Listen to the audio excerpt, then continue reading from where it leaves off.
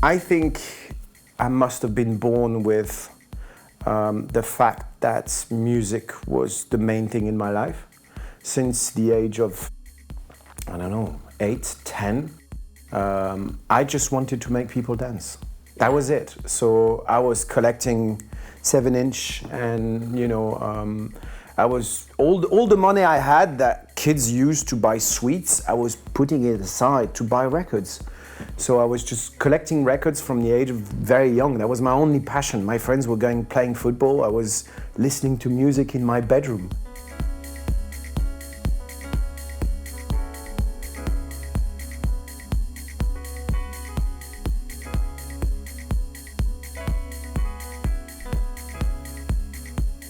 I first discovered house music via radio shows when I was young. The DJ used to play a kind of, not really house music, but it was like Italo dance. In fact, Italo dance was inspired by house from, what I didn't know at that time, house from Chicago. In that show, the guy used to play Italo dance and mix with Chicago sound. So my ears was a little bit educated by Chicago sound. Then I discovered the real Chicago sound, the original ones, and since now I'm into it. Marshall Jefferson and Ten City, Shep Pettibone, Jelly Bean Benitez, Frankie Knuckles, all that people from the beginning of house inspired me.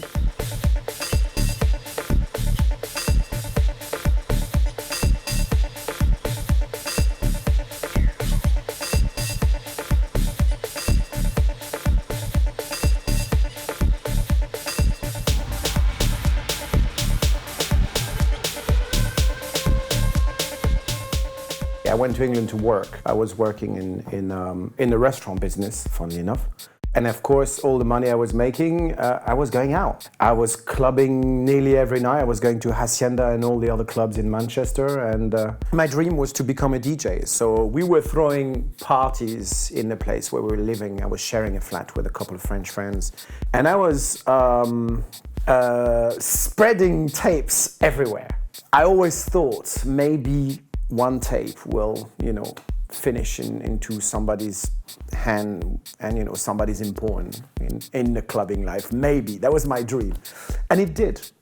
And from that day, which I kind of slipped my hand into the door and I had I touched a proper turntable and I became a DJ on Wednesday at Hacienda. I never stopped.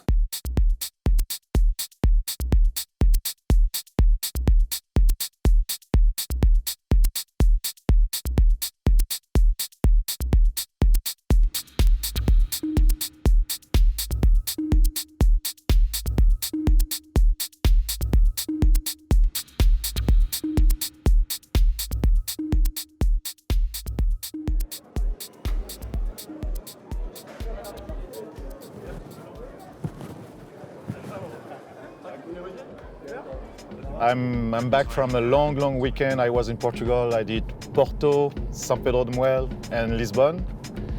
I had few time of sleep, only 3 hours, but I like it. I like to travel and meet people. That's why it's cool with house music. As I fate each blessed day. C'est parti là.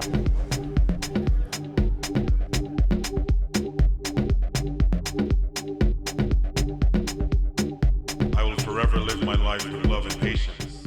At 16 years old, when I started to DJ, mainly I was playing disco and funky music.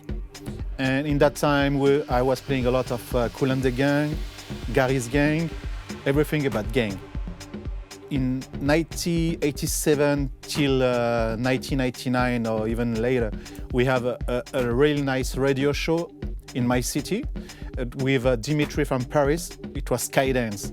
And every weekend I was recording a cassette, a tape of that radio show. I used to play a lot of new stuff from New York, from Chicago, and I was like, wow, where can I find that music? So I used to come in the center of Lyon and ask principal record shop. The guy used to have some stuff. So every weekend I was at the record shop and asked him, do you know this track? Do you know this track? Can you find it for me?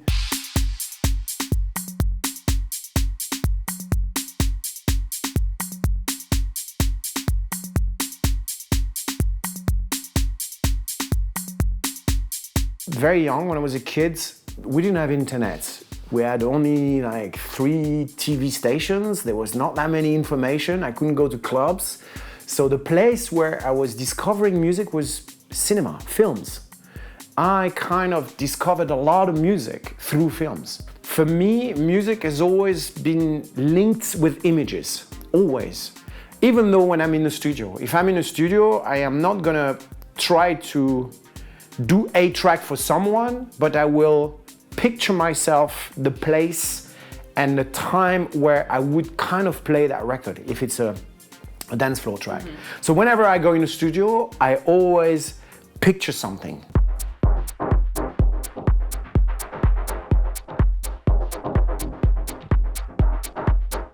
From my own experience, when first I listened 10 City with That's the Way Love Is, produced by Marshall Jefferson, or Joe Smooth, or even some Paul Simpson production, that was for me a new generation of house music. And I love the energy with the bass and the drum and the electronic instrument used in that kind of production with soul. The beginning of house music, it's the first style of music which were homemade. You know, they were producing stuff at home. They didn't go to any big studios with they were just doing tracks with 3 machines, a 909, an 808, 303, then a keyboard, and that was it. You know, I know Ron Trent in Chicago when he did Alton State. I think he was 14 or 15, and he did it with just like a crappy keyboard and nothing, next to no gear whatsoever. So it became like a bedroom thing.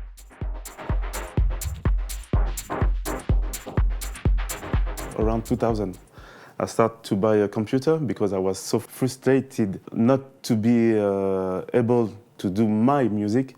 I used to play music from a lot of people, but I would like to try also to put maybe my touch into that music. So I start to buy a small computer, a keyboard. I'm sampling a lot of stuff, some ideas, some kicks, and I build my library. Sometimes some friends help me, some keyboard players, some singers when I need some. That's it. You don't need a lot of stuff to do music. So. The DJ from Hacienda called Mike Pickering. He was the first person in Manchester who were playing house music. The first club who played house music was Hacienda, and Mike was the first guy. And he got invited as a DJ to Chicago very soon after that. And he went to Chicago and played only Chicago music. And there was a lot of white kids in the room in Chicago, and all these kids came up to him and said, "What is this music you're playing? This is amazing." And Mike said, do you know what? It's coming from across the road from here. And the kids in Chicago never heard of house music because it was more like a black gay thing at the beginning. I never expect such a success of that kind of music.